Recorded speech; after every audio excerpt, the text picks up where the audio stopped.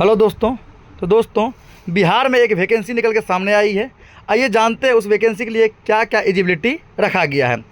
तो वैकेंसी का नाम है BPSSC कंपनी कमांडर रिक्वायरमेंट 2026, यानी बिहार पुलिस में कंपनी कमांडर के 65 पदों पर जो भर्ती निकाली गई है, इसका आवेदन शुरू किया जाएगा। आइए जानते हैं ये क्या है यह वैकेंसी ना, और इसके लिए जो है क्या क्या एलिजिबिलिटी रखा गया है।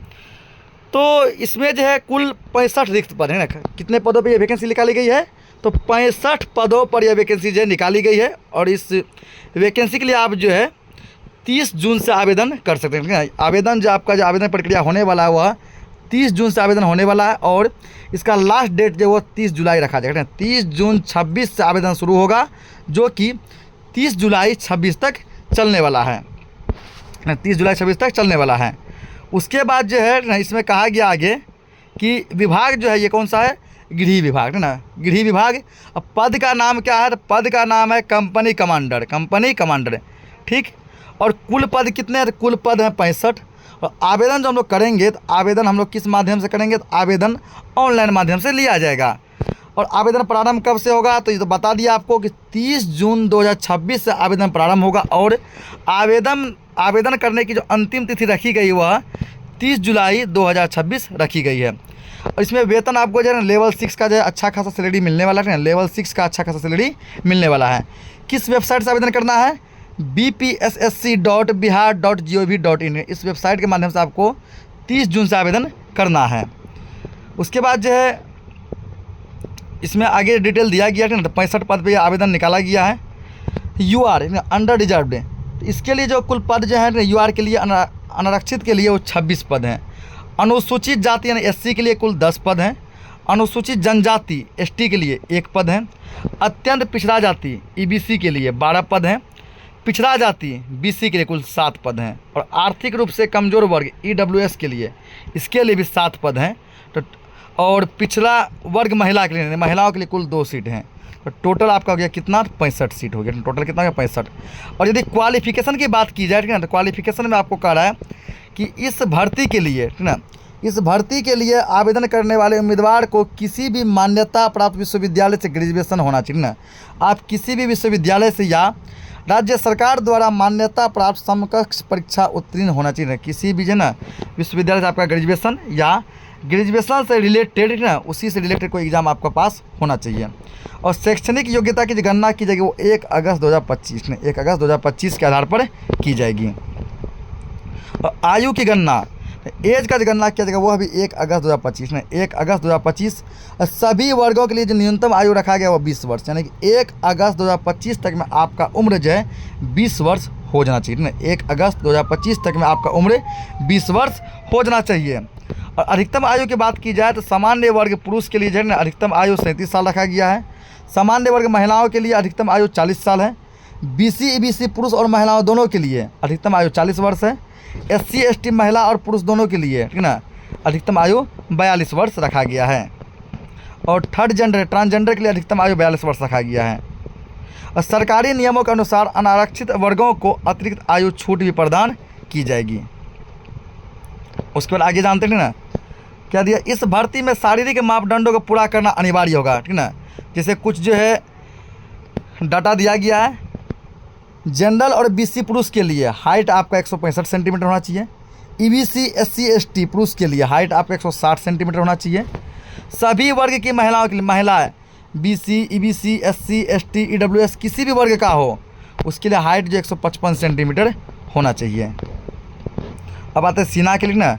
तो सीना का रहा केवल पुरुषों के लिए बिना BC EBC और जनरल, BC EBC और जनरल पुरुषों के लिए बिना फुला है आपका सीना 81 सेंटीमीटर होना चाहिए।